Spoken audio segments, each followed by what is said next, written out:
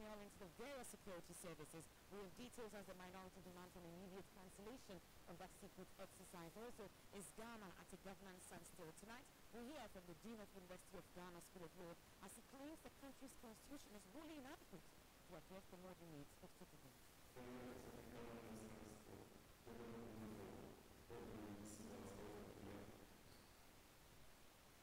And ensure accountability and transparency, but also win trophies for the nation. President Akufo-Addo to the new president of the Ghana Football Association. We'll also hear from him as he assures a total change of football under his watch. And no more jail time for drug addicts as Parliament moves to review existing narcotics control law that will see addicts being encouraged to seek medical attention rather than being incarcerated. And in business, Finance Minister Kenneth Reta insists Ghana's relationship with the MCC and the World Bank are intact despite the cancellation of the PDS contract. The Black Stars coach Kwesi Appiah has named 7 debutants among his 23-man squad to face South Africa and Sao Tome. I'll tell you who they are. And later on, flip side, how valuable could an entertainment sound system be to the youth of the constituency in Ghana? I will hear from Iwapo Kosovo MP John Jinoko and the magic in the sound here later. Now, do join us with your thoughts and comments via WhatsApp is 0244 340 437. I am MFA Pao. And my name is Evan Spencer.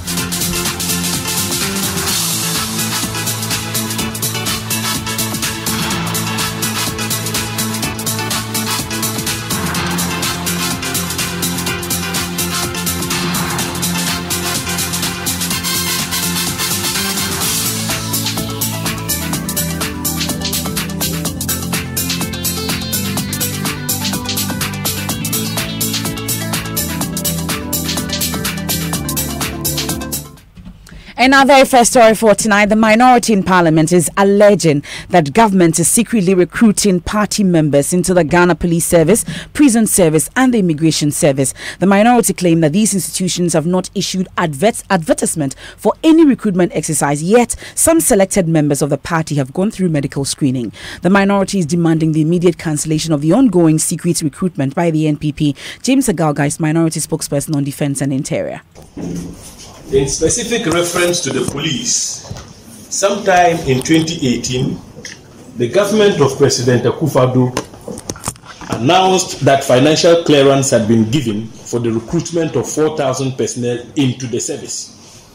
Accordingly, the service advertised for the recruitment of 2,000 in the first instance, whereupon prospective recruits applied through the e-recruitment model. The applicants, we are reliably informed, went through all the necessary procedures, including meeting the academic requirement of having a minimum of 6 credits, maths and English inclusive, taking part in a competitive exam, and going through a thorough medical examination. After this, the police administration then compiled a list of qualified applicants in readiness for publication and the issuance of invitation letters for the commencement of training. Ladies and gentlemen of the media, the otherwise smooth recruitment exercise embarked upon by the police administration took a nosedive when the government of President Akufo-Addo suddenly ordered the former Inspector General of Police to suspend the recruitment exercise until further notice. Subsequently, a new list, other than the list originally prepared by the police administration, was compiled and submitted by the government of President Akufo-Addo to the police administration for the issuance of invitation letters for training. Well, let's interrogate these claims a bit more. James Agalga is a minority spokesperson on Defence and Interior. He used to be the Deputy Interior Minister himself. But Agalga, thank you for your time here on Newsnight. Thank you, Evan. These are serious allegations.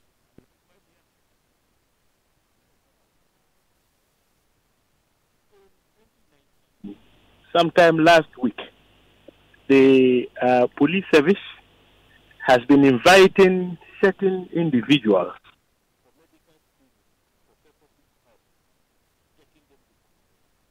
the service.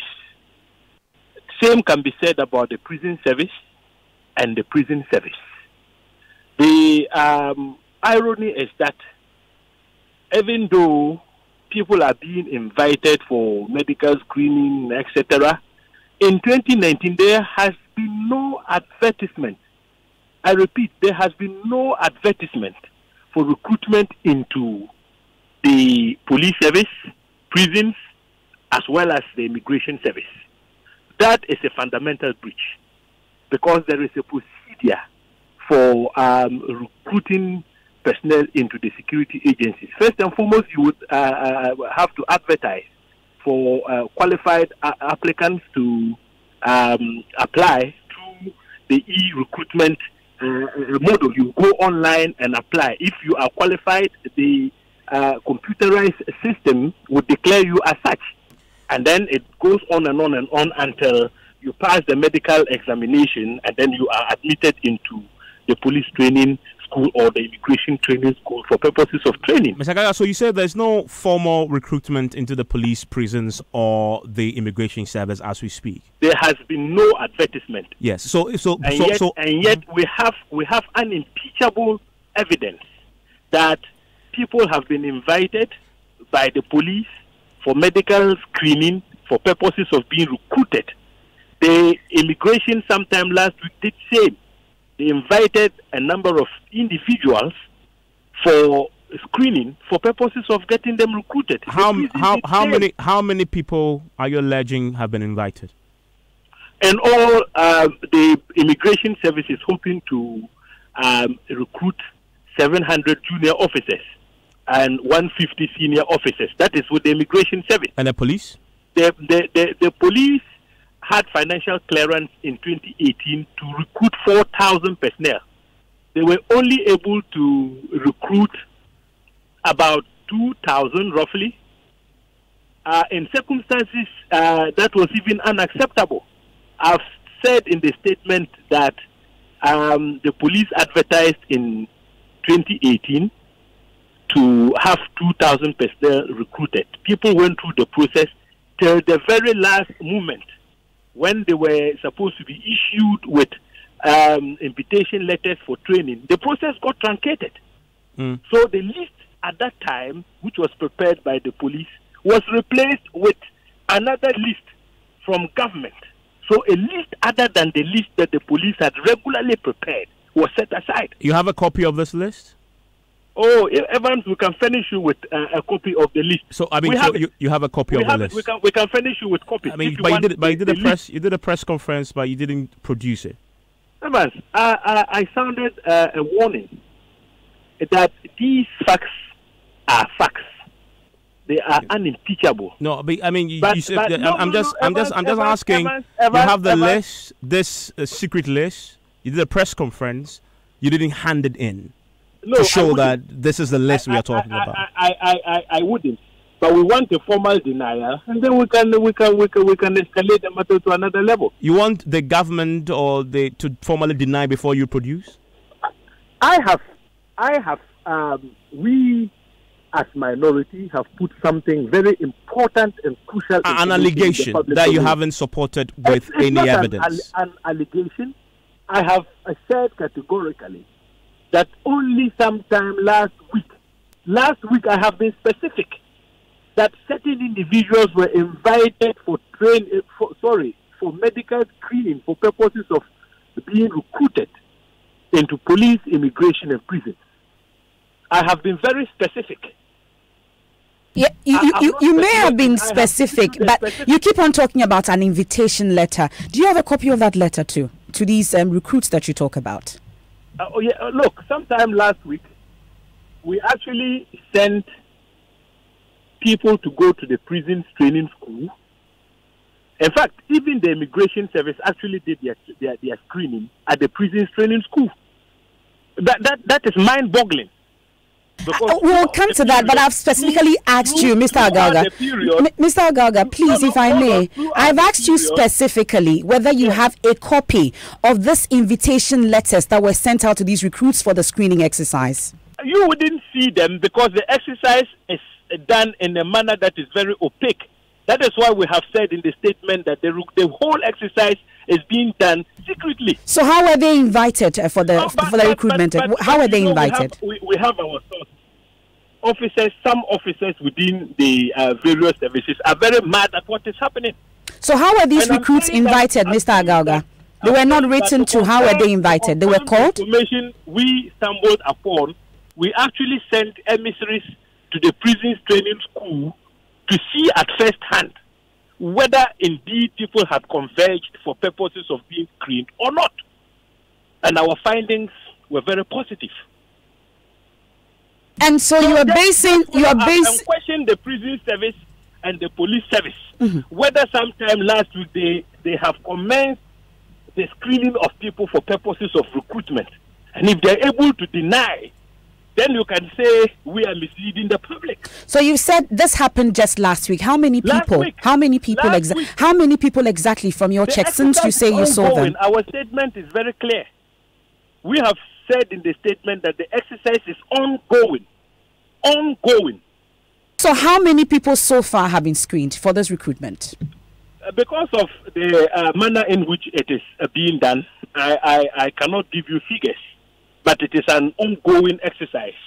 I cannot tell you how many have, for instance, gone through screening yesterday or the day before, because the entire process is done in a manner that is very opaque.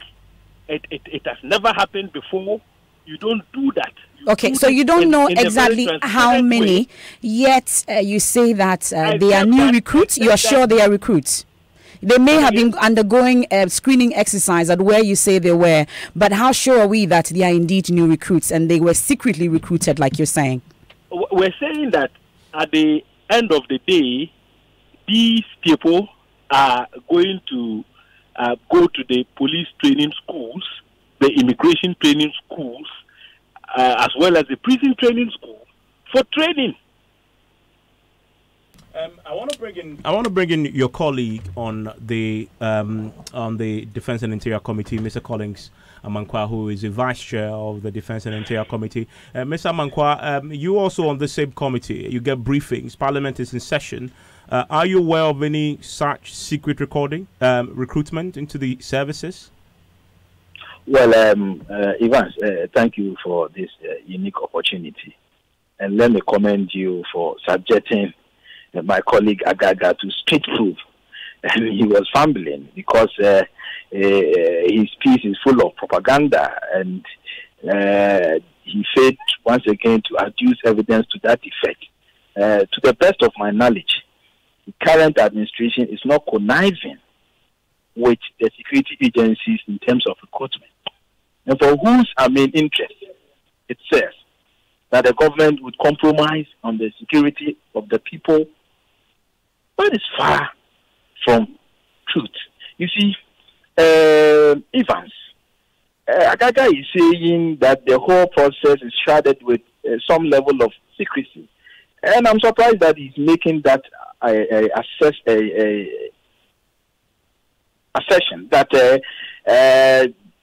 Ghana Police Service, for that matter, Ghana Prison Service, they've not been open, they've not been transparent.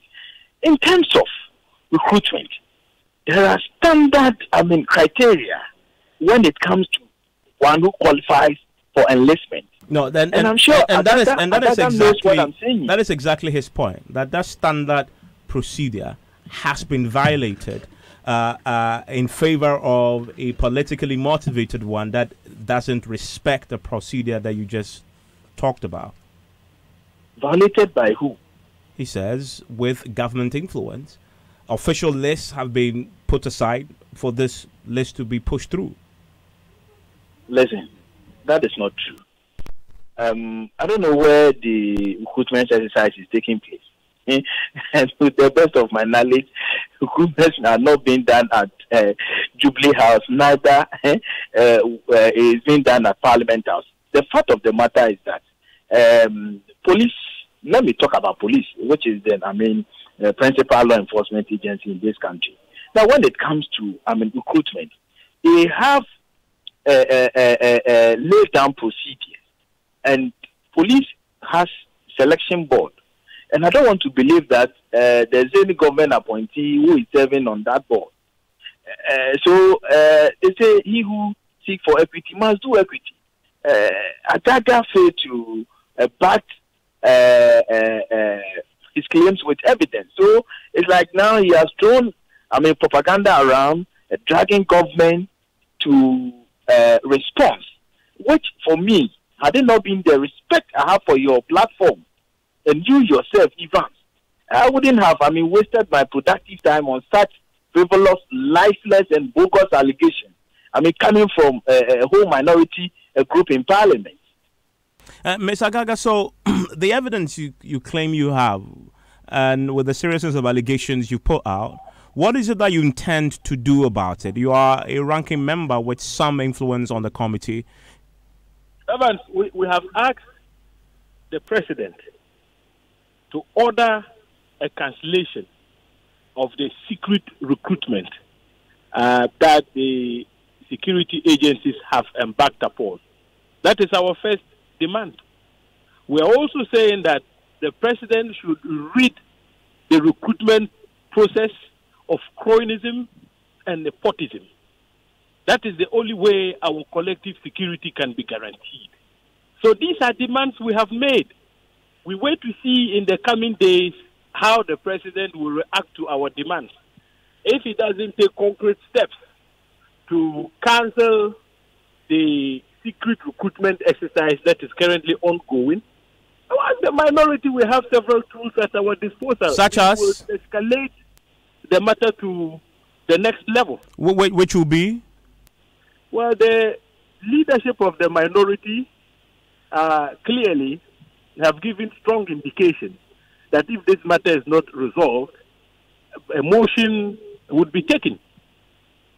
In that regard, an appropriate, of course, orders would be sought from the speaker.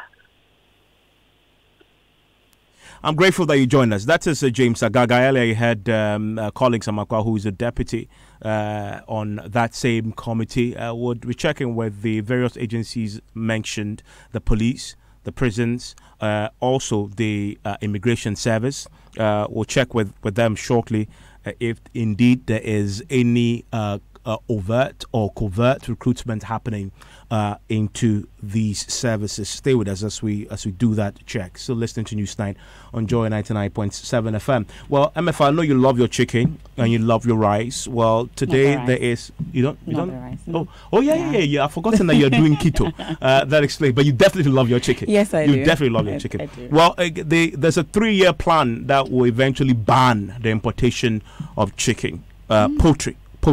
Justice would be happy to hear this. Into this country. Well, it also include the ban on importation of rice, which is a multi-billion-dollar industry in Ghana. The Agric minister has today announced that plan, and he says they've already opened talks with the importers of rice, and government is going to go ahead in 3 years, gradually get to a point where they stop completely the importation of these products because of the faith they have in their own policy to grow local capacity so that Ghanaians can raise enough birds locally to feed your appetite, but also grow. To feed all of us. All of us. Is that possible? And also grow enough rice locally.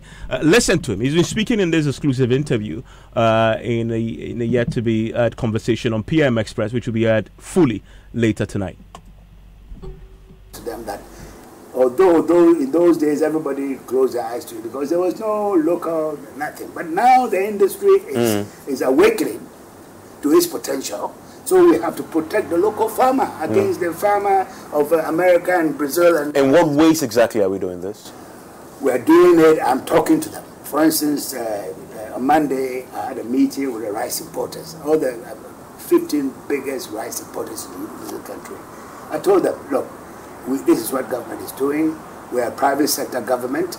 We support business, so we don't have anything against you. In fact, we want your businesses to grow.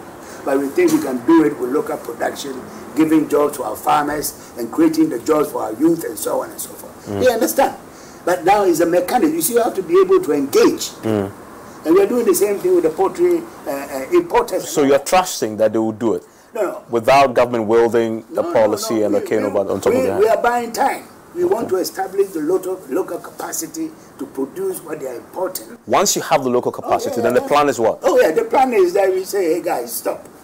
Stop importing rice, stop importing poultry. Yeah, because we have enough production locally.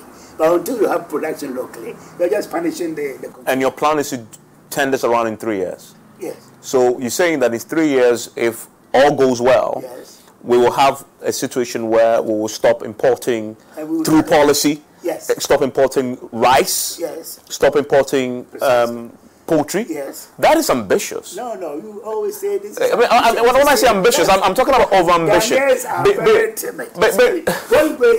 You see, some of us, we know what we are talking about. It's not over-ambition. Look, I mean, the capacity of this country, the endowment that we have, if you really professionally know what is the God has given this country, you wouldn't say, oh, this is ambitious, this is ambitious. I'm saying there's nothing wrong with ambition, but there's something wrong with over-ambition. No. Isn't this over-ambition? No, it's ambition. Because of the because of the muscle that the rice importation, sugar, etc. Because of the muscle they have. No, they don't have any muscle. These are powerful industries, and these are powerful people. I am the Minister for Food and Agriculture.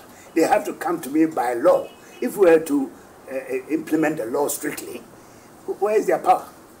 They are breaking the laws of this country, and you say they are powerful? No, I'm the one the people of Ghana has given power to make sure that our farmers are prosperous. They are contributing their bit to the prosperity of this country. Free market economy. Yes, but it should be level playing field.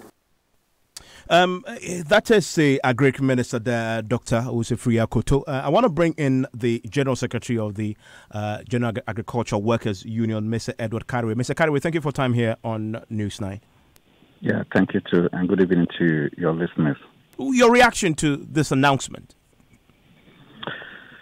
Well, it's an announcement that is futuristic. It means that the results will not be today. It will be, say, in 3 years' time.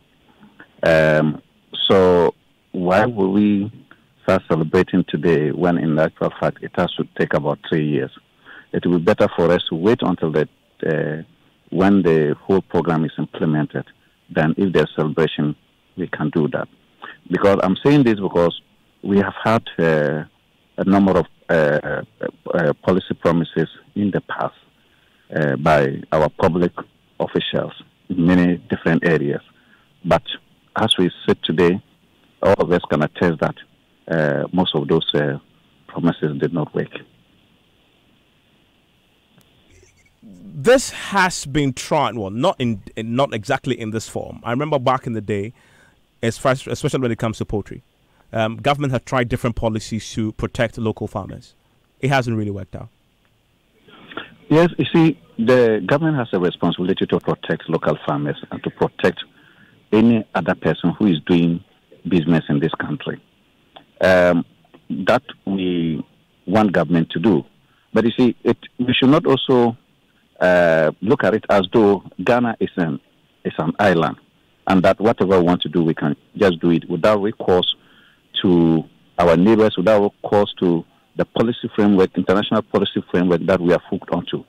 For instance, today, Ghana is a strong member of the WTO, and you can see that in the African continent, Ghana is a lead country that is advocating for free trade.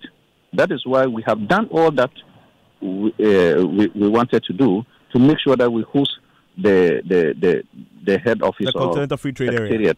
Secretariat of the free trade area.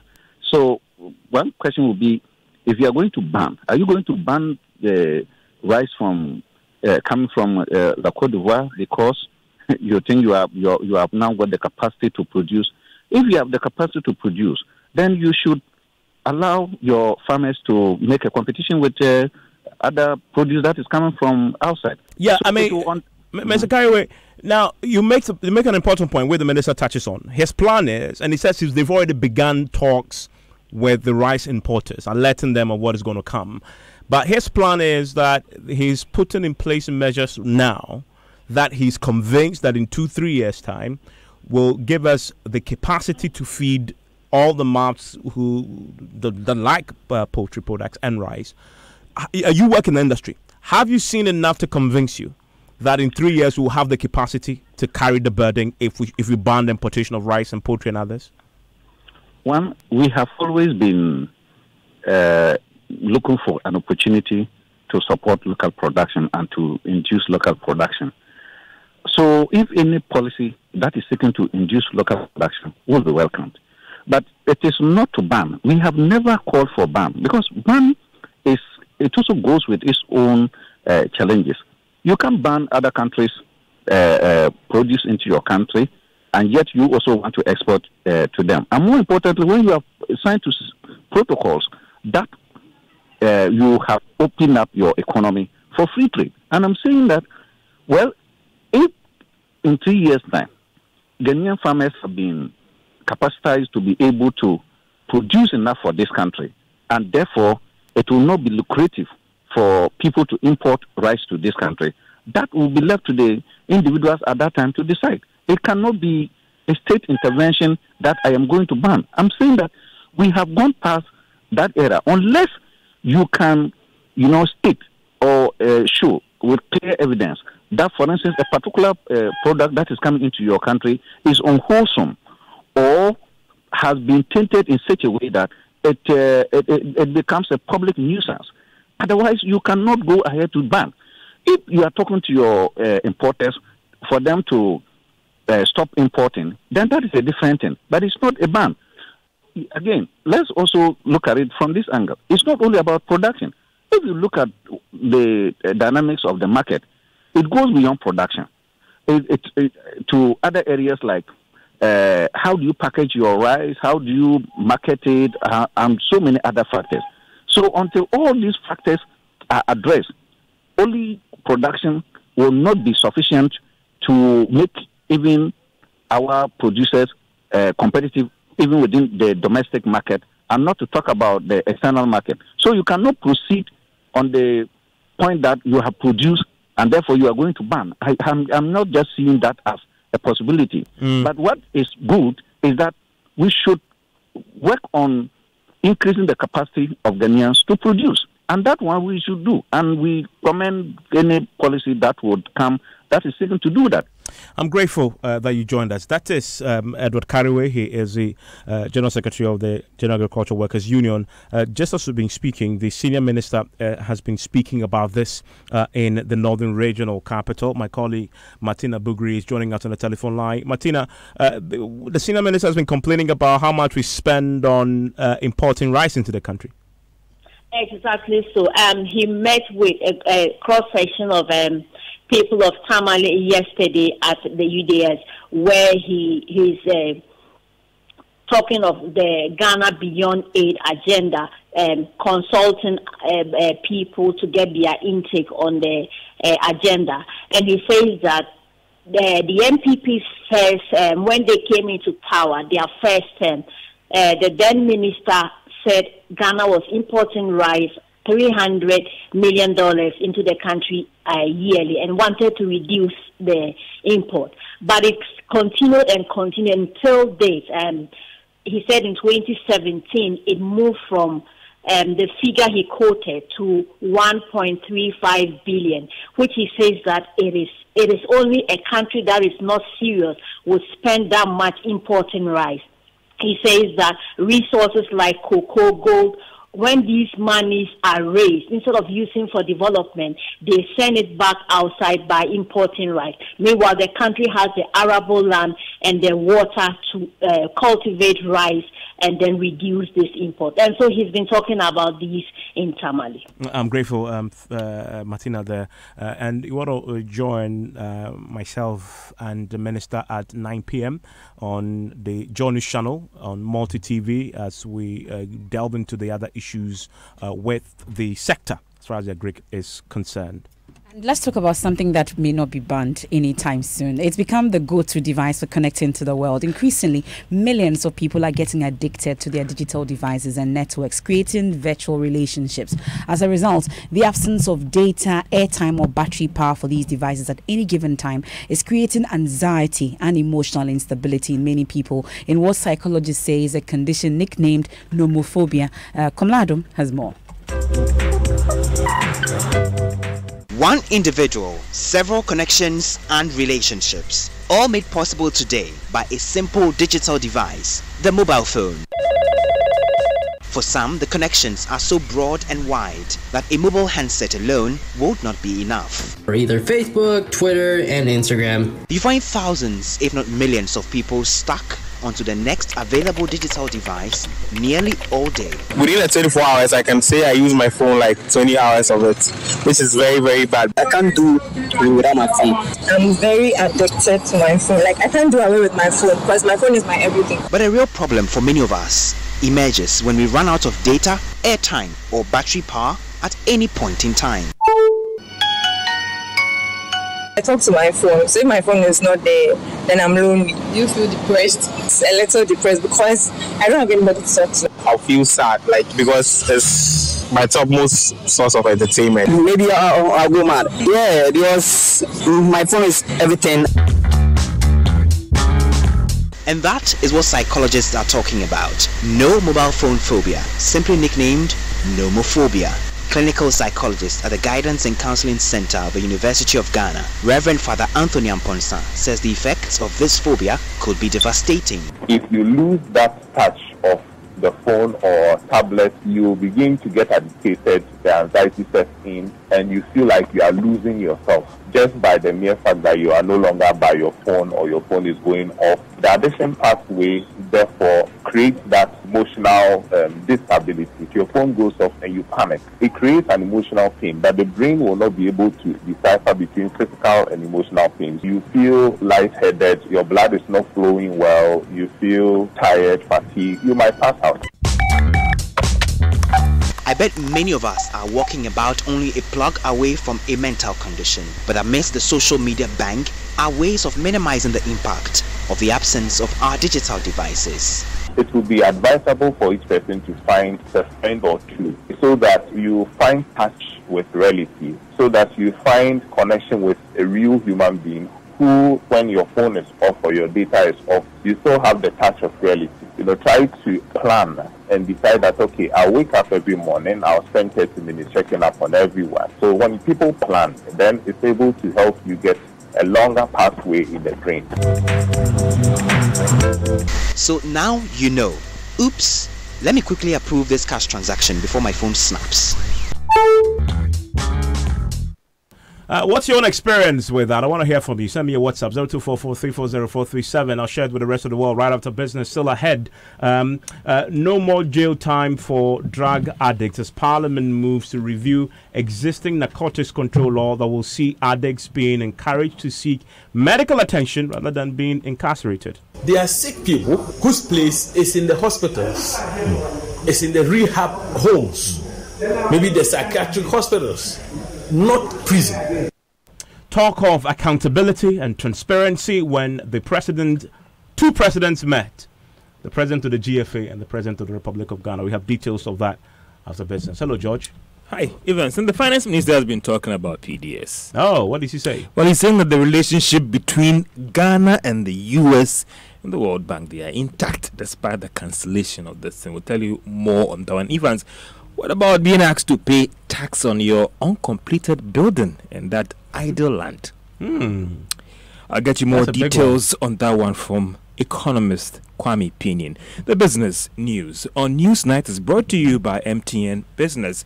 Welcome to the new world of business. Kingdom Books and Stationery, your number one-stop shop for all your office essentials. And First National Bank, we are the bank that understands your business. First National Bank, how can we help you? But it's not like I'm nosy or go out to find out the latest filler. It's It's just that I get 50 megabytes of data free after paying for only the first minute of every call. And so I just keep discovering stuff minute after minute. That's how come I was minding my business, scrolling through my timeline, and I found out Coco has a new baby. Oh, and last week, I learned Ken won the lottery. You see, Ken is my brother's friend. So hello, look who's about to roll with the rich and famous. Enjoy even more value with MTN Free After One. You only pay for the first minute of your call on MTN Free After One, and the rest is free. Plus, you enjoy free 50 megabytes worth of data to browse your favorite sites. Compare where, compare there. So dial *315# to sign up. We day for you everywhere you go. Terms and conditions apply. We give you nothing but the best. We stay above the rest. More quality, more affordability. Kingdom Books and Stationery. Everybody's going to the one and only shop where customer satisfaction is a guarantee. Kingdom Books and Stationery. Oh yes, with our 30 days credit facility with no interest charge, free delivery services, and our free consultation on setting up your office, Kingdom Books and Stationery is unmatched in our delivery of quality and affordable office essentials, equipment, and furniture. Experience world-class customer service in all our branches in Accra, Tema, Kumasi, Cape Coast, and Takoradi. Call us on 0302-764-101 or visit our website at www.kingdomgh.com. Kingdom Books and Stationery, your number one-stop shop for all office essentials and stationery. Terms and conditions apply. Joy 99.7 FM. Welcome back to Business on News. Now the telcos will from November 26 actually start implementing the new revised communication service tax. This was after some engagement with government today. And Evans, you've been talking to Kanashigbe, who is with the that is the chief executive of the telecoms chamber. And it's interesting. So what does it mean? I mean, he actually explains. It's simple. Before. In fact, as of now, you pay it upfront, and you get the notification, and they deduct upfront.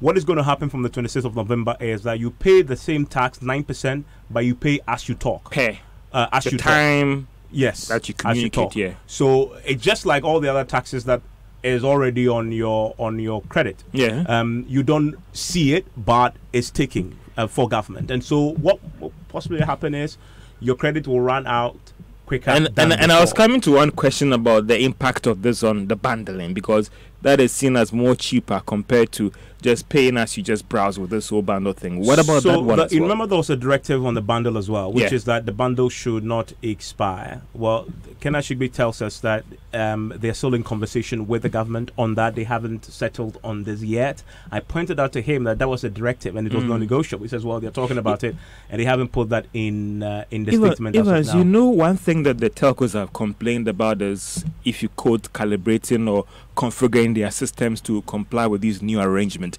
Does it mean that from now to the November 26th they'll be working on their systems to ensure that this thing is actually smooth? Which is exactly what they intend to do. That's why they're giving themselves the window until the 26th of November to recalibrate, reconfigure their systems so they can charge it as you talk. Interesting. We're waiting for that whole thing to start from next month. Well, in other news, the Finance Minister, Ken Ofori-Atta, is insisting that the country's relationship with the U.S. and the World Bank is intact despite the cancellation of the PDS contract. There are fears that Ghana could miss out on the U.S. Third Power Compact aimed at improving power infrastructure in Africa. There's also possible scaling down of financial support from the World Bank and other donors. But speaking to Joy Business, the minister has insisted that future financial engagement with these two partners will not be affected. Anytime there's a point of departure, there's some tension. But, you know, U.S. and Ghana, from the beginning of the construction of the Akosombo Dam, which for 60 years has been really the bedrock of our energy situation, you know, so there are, you know, periods in which you have differences, but that doesn't mean that you don't remain partners.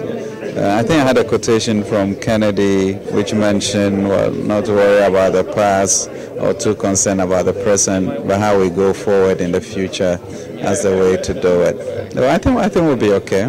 Yeah. All other commitments will go ahead in terms of support, funding, and all those things. I believe deeply that we are important ally, and our economic interests and political interests meet much stronger than a difference in interpretation of a contract. So to be well. You talked about the fact that November 15th you will come out with a new plan in terms of the private sector participation in PDS. We're working on that. I hope to do that. I have a budget on the 13th and then 2 more days, so I'll figure it all out.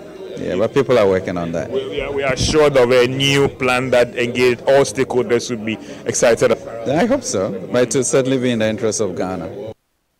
And that was Finance Minister speaking about the impact of the cancellation of the PDS deal in terms of it not affecting Ghana's relationship with the U.S. as well as the World Bank.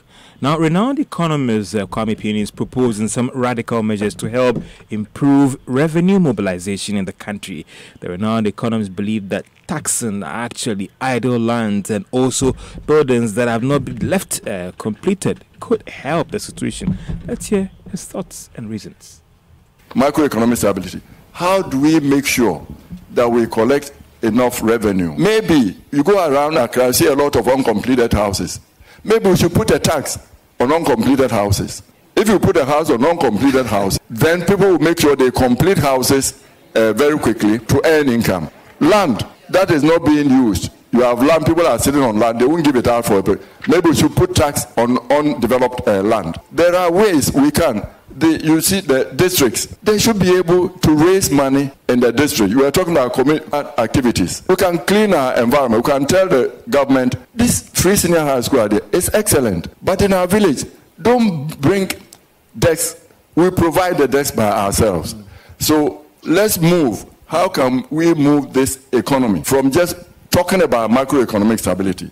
When it unravels, let's tell the average person, it's a burden on you. And that was renowned economist Kwame Pieni. He was speaking at the Ghana Economic Forum organized by the Business and Financial Times. Let's still stay with that forum because the governor of the Bank of Ghana, Dr. Ernest Addison, says the regulator has no immediate plans of increasing the monetary policy rate to help deal with election-related spending. The IMF, in its recent staff report, has proposed some further tightening of the rate to help check any expected budget overruns in the election year. There are fears that the central bank could heed to this advice by increasing the rate at which it lends to commercial banks in the country. But speaking on the panel discussion at the Ghana Economic Forum organized by the Business and Financial Times, Dr. Ernest Addison says they might not go that way. Given where we are in terms of the inflation developments. But as you know, these things are not done in isolation. You're looking at really the entire macro framework, which means that you also have to look at the fiscal policy development and the external sector. So we are looking really at the medium term. That means the Bank of Ghana is looking at tightening policy rates in 2020. Not at all. So we are looking at the more longer term issues and the issues of competitiveness of our economy, given that most of our trade partners have lower inflation than we have. So really that is the motivation for that hint. Governor of the Bank of Ghana, Dr. Ernest Addison, speaking at the Ghana Economic Forum organized by the Business and the Financial Times. Let's turn our attention to the stock market and some interesting results on the Ghana Stock Exchange at the end of trading. Cowbank was up by 6 pesos to close at 70 pesos. Some 3 other banks actually saw a decline in the value of their shares at the end of trading. Standard Chartered Bank was down by 26 pesos to close at 15 Ghana cedis, 98 pesos. EcoBank also lost about 33 pesos and is now worth 7 Ghana cedis, 85 pesos. GCB is now worth 4 Ghana cedis, 88 pesos, after going down by some 2 pesos.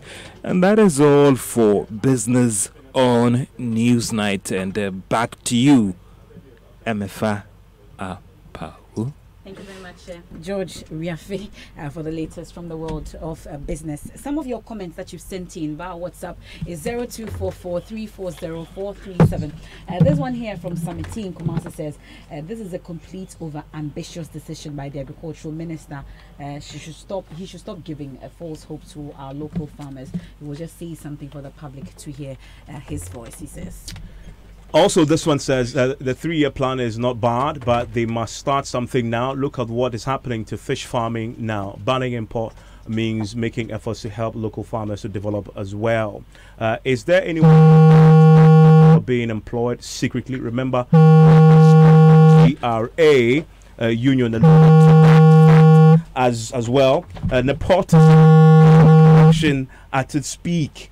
Also, the Agric minister should not be taken seriously because he is the same minister who came out in 2018 to claim that Agric ministry has created 745,000 jobs. Well, he's been speaking about the latest updates on the job situation as far as the planting of food and jobs is concerned. He says it's now at about 900,000 jobs. Yeah, he justifies that. You want to watch him for the details at 9 p.m. Henry says, I sympathize with the telcos for the manner in which the MPP government is treating them in relation to the CST charges. Ghanaians are watching. It's sad that when things fall apart, the centre cannot hold. You're still listening to Newsnight here on Joy 99.7 FM. Let's turn our attention to some other stories now, because the Dean of University of Ghana School of Law, Professor Raymond Atuguba, is questioning why the recommendations of the Constitutional Review report is yet to be implemented 8 years after the Commission submitted its work. According to him, the country's constitution is wholly inadequate to address the modern needs of citizens. Speaking at a forum here in Accra, Professor Atuguba wondered why a report that addresses pertinent national issues is not being put to use. My first postulation is that Ghana has one of the best constitutions in the world. The 1992 constitution is one of the best all over the world. There was a time I was asked to assist with the South Sudan constitution. I traveled to Kenya, took one look at it, and I said, this job is not for me. It's just not going to work. I just finished assisting Lesotho with our constitution. Small country, few million people. But if you look at the structure of for the quality of sound there. Let's try and also hear from the executive director of the CDD, Professor H. Kwesi Prempeh, who blamed entrenched partisan politics on why the recommendations of the Constitutional Review Commission have not been prioritized by government. Hopefully it should be better. Answer to that question, why where we are, is politics. Right? But it's politics in a different sense, right? It's in a much larger sense. And that's also in a larger sense. We in civil society are used to doing a political economy analysis of an issue before we even start thinking about how we get into it. And the idea here is that before we actually work on something, it's important to understand the nature of the interests, conflicting interests, mutual interests, vested interests on a particular issue, know who the stakeholders are, and that kind of analysis might inform you better in the design of the project. Well, the ranking member on the Constitutional, Legal and Parliamentary Affairs Committee, Inusaf Hussaini, accused government of not being committed to the implementation of the Constitutional Review if it is applied the same force that it did with others. The Deputy Attorney General, Godfrey Dame, however, disagrees with all the claims that were made today, and he says that indeed most part of the Constitutional Review Commission report, some have been implemented. We'll get a better sound and then we can hear from them.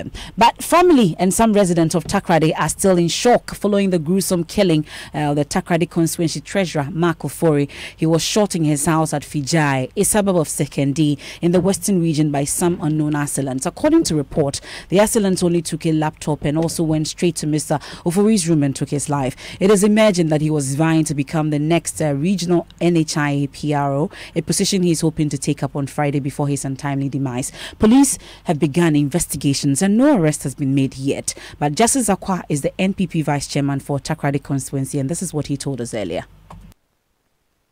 30 a.m. when someone had also called me to confirm if I've heard what has happened to Makia Ofori. I called the constituency chairman to find out if he was also aware. For me, it was just an armed robbery. About 4 houses apart, the security, he went to a friend's house where they have a very big compound, and the security started shouting, thief, thief, and then he was gunned down. An interval of 2 hours, they had another gunshot from 4 houses apart where the first incident happened. They went with a Dell laptop, Ash Dell laptop. He actually fought the robber. The police who were at the crime scene, he came alone, and he gave him 4 bullets. He shot him 4 times. So he ran out of bullets, and there was another young man in the house who is the brother of the deceased. And he also fought with the person, so the person had to run away. He left behind a backpack containing some other dresses. Well, so a local journalist, Nana Kwesi Kumsing, has been following this development, and he joins us on the line. Nana Kwesi, I understand that there's one person that survived the shooting and still battling for his life. You've been to the Ifya Kwesi Mintim hospital. What can you report from there? From what I'm gathering, the lone survivor is not giving any details for now, but from what we see on him, he sustained some bites from the assailant, and a lot of things are happening in the house. I learned the wife has been relocated to a place, an unknown place. They don't want to disclose the location. The family, the parents of Makofori are now in Takrady. They just arrived from Kumasi, and they are now in Takrady to follow up on the development. And from where the assailant passed is a house, is a room where nobody is occupying. I learned Mark's mother used to occupy there. So from what they are saying, it must be an internal person who gave the information to the assailant, because the burglar proved that he used, and from where he entered, nobody heard him because nobody was occupying that room. So there are lots of questions around there. And he went to the regional minister's mother-in-law's house where he shot the security man there before coming there. So you had Nana Kwesi Kumsing, but we are privileged. We joined on the phone also by the General Secretary of the NPP, John Buedu, is a party that's been hit. Their treasurer at the Takrady constituency has been shot today. But what kind of briefing are you receiving, Mr. John Buedu, from this incident? Thank you very much. Yesterday, as part of our orientation for our constituency executives, we're in the Western Region meeting with 9 constituencies, including Takrady constituency. Those treasurer in particular, after the meeting, indicated to us that there were some 5 people whose name ought to have been on the list, but they had not written their names. So he came personally to me to insist that those names should be on it, only to be told this morning that he's been shot by an assailant or an armed robber or whatever. From what we are hearing, they even went to the neighborhood and shot about 2 more people. And again, we are not sure of whether they made away with any belongings. So it's something that we believe that should be left with the security agencies to deal with. Well, we are grateful for your time. That's the General Secretary of the NPP, John Buedu, on this issue that happened in Takrady. It's time now for sports, and Hans Mensarando is here. Yes, MFI, new dawn for Ghana football, and it begins with the Black Stars of Ghana, who will be up against South Africa and Sao Tome and Principe in the 2021 Africa Cup of Nations qualifiers. Coach Kwesi Appiah has released his squad list since Ghana's defeat at the hands of Tunisia at the 2019 Africa Cup of Nations, and it includes 7 debutants. Joining me, Gary Al Smith, to run the rule over those 7 players. Who do we have, and who are they? Yes, regular watchers of La Liga would have seen some very good Ghanaian players in there. One, Mohamed Salisu, who plays for Real Valladolid, has been rewarded. He's 20 years, had a breakthrough season, and he's been consistent. Particularly his performance against Barcelona caught the attention. Another La Liga player, Baba Idrisu, he plays for Real Mallorca, and he's also got a reward for his consistent performances. He's 23 years. Now, a German-born player, he's a striker. His name is Christopher Enchi Eje, plays for Paderborn in the Bundesliga, also gets a call up. And a consistent player for Ghana's youth teams, under 17 and under 20, Mohamed Kudus, who is who plays for FC Norgeland, has also got a call-up. Shafiu Mumini, who plays for Ashgold and has been one of the standout local players, on the local scene, scored 2 hat-tricks, one in the Confederations Cup, one for his club during the Normalization Special Cup as well.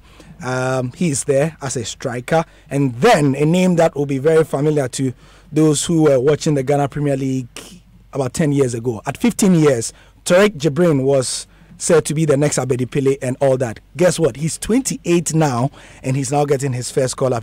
Now he plays for TP Mazembe. And then the last name is Razak Abalora. He's a goalkeeper and plays in Tanzania. Thank you very much, Gary Al-Smith. And ensure accountability, transparency, but also win trophies for Ghana. Those are the marching orders from President Akufo-Addo to the new boss of the Ghana Football Association, Keto Kweku, at a meeting at the Jubilee House. The new FA president was elected last week after a marathon exercise. Presenting himself to the president, Keto Kweku said a comprehensive program is already underway to first change the negative image of the FA and ensure the country is back to winning ways. Football is a sport that is consumed in close to 211 countries across the world.